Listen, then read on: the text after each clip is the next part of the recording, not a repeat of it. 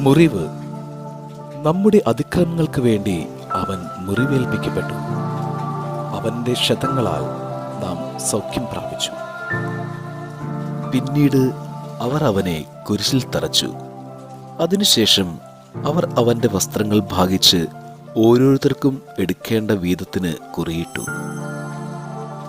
എളിമയോടെ സത്യത്തിനും സ്നേഹത്തിനും വേണ്ടി നിലകൊണ്ട് ജീവിക്കാൻ തയ്യാറാകുന്നവർക്ക് ലോകം നൽകുന്നത് മരണത്തോളം ചേർത്ത് വയ്ക്കുന്ന വേദനയായിരിക്കുമെന്ന് ക്രിസ്തു ഓർമ്മപ്പെടുത്തുകയാണ്.